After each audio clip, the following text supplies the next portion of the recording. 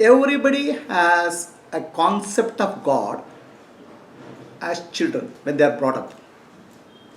Okay? Everybody has concept of God. All of us believe there is somebody called God, who is somewhere, who is helping us to, who has created us, he is helping us to grow and live, and taking care of the entire world. God is all powerful. God is there. Okay. So this is actually what has been taught to us from the childhood. So because of our childhood conditioning, childhood teaching, we believe that there is God somewhere. I cannot see it, no? I cannot see God. If God is somewhere here, I can be able to see.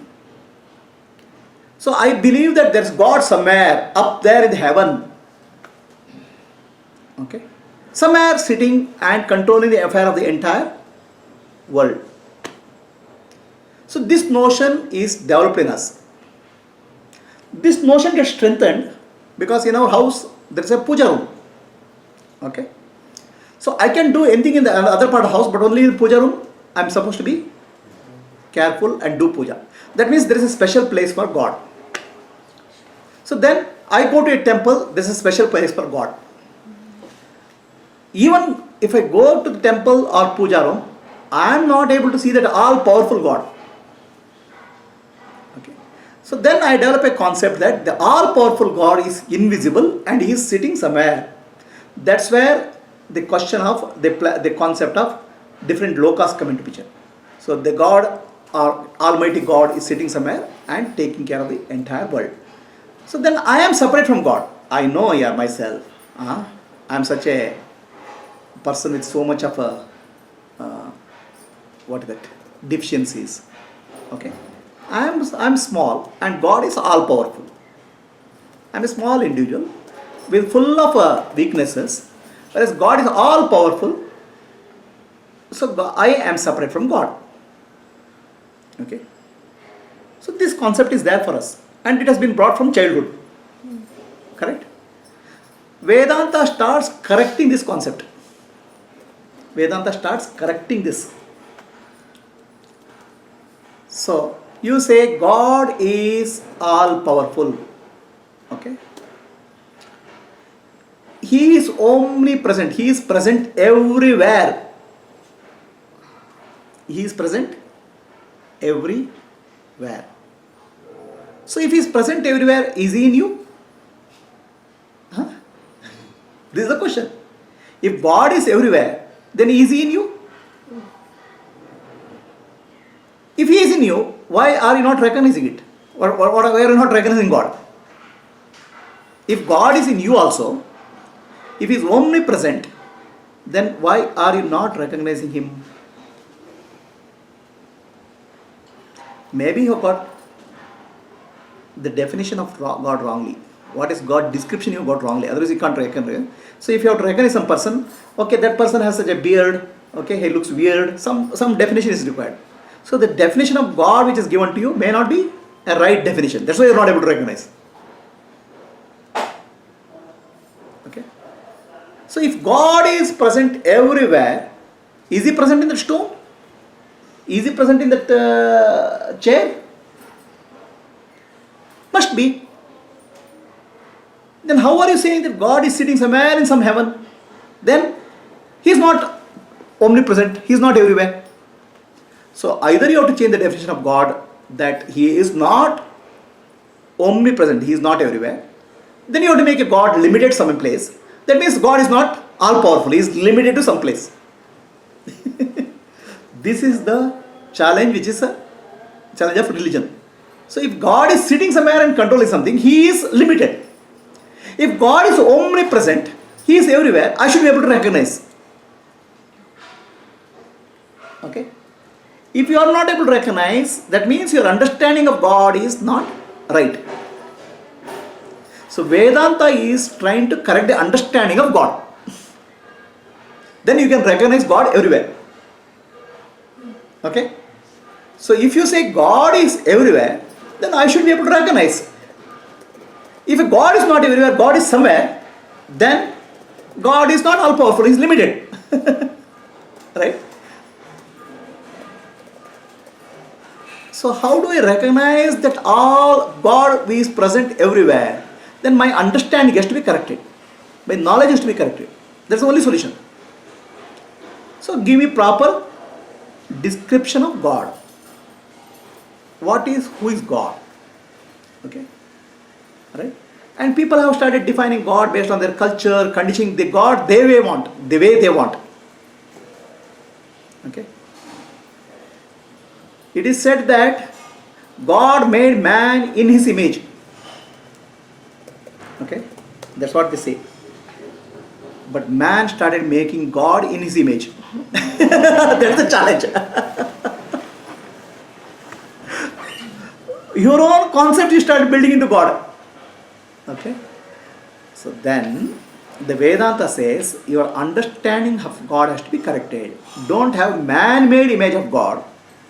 Okay?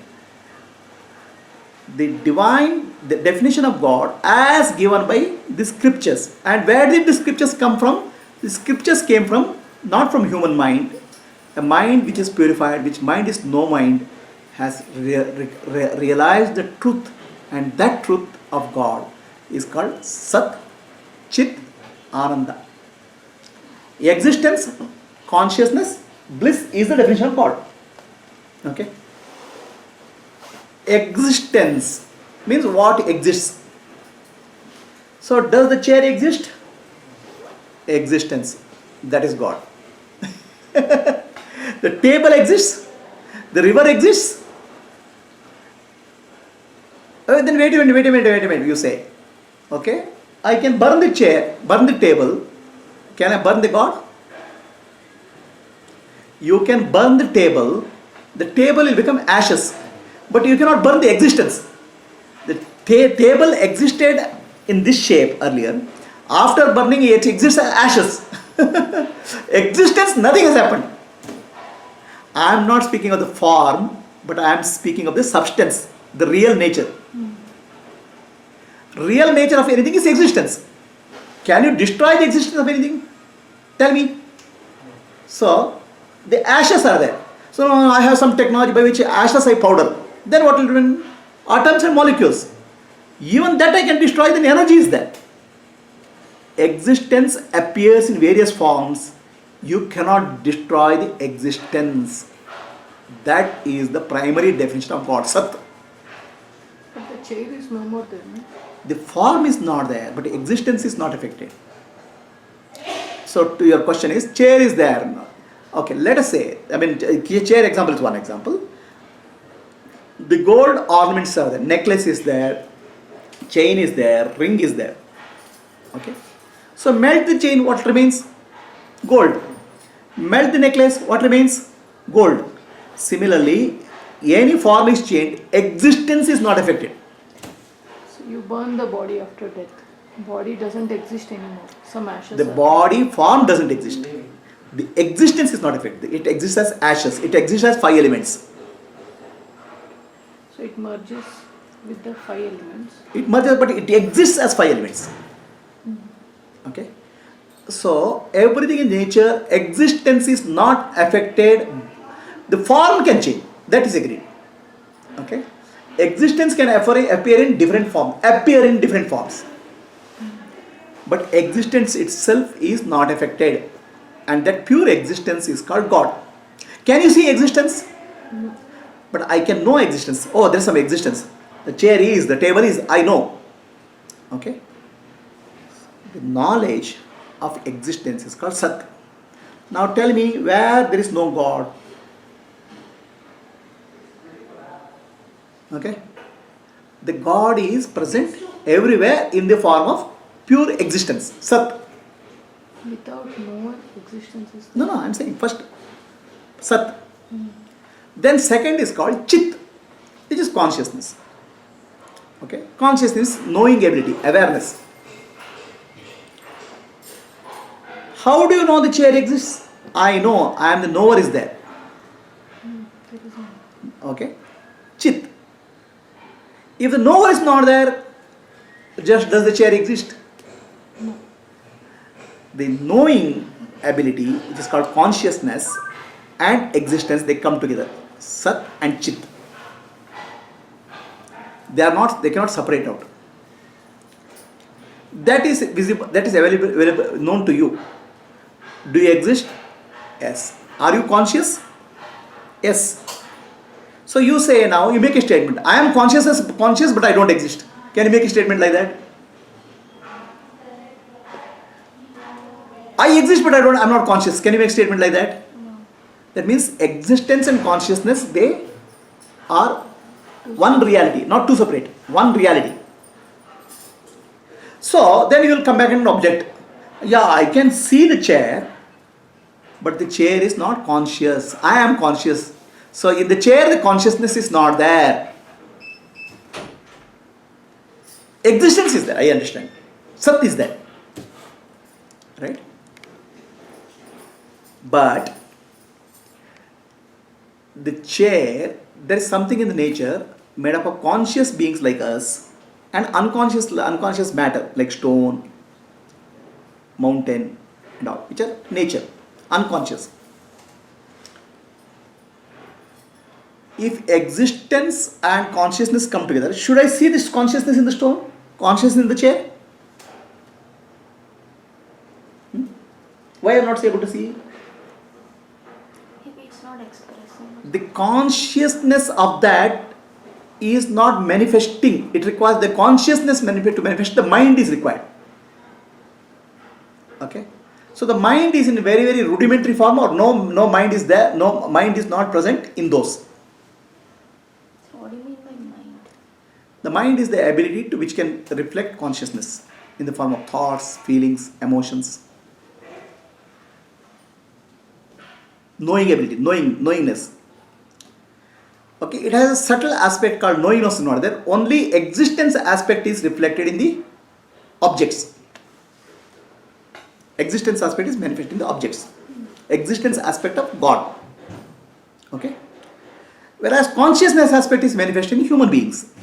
Existence and consciousness. Now the problem is bliss. That's what we are searching. Ananda. Sat, Chit, Ananda is missing. Right?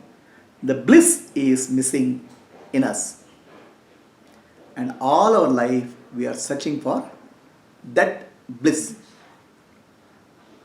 And how to find the bliss is the study of Vedanta. Could you put this one? This one, remove that. It's not okay. No, that's down. It's not coming out. Recording is not happening.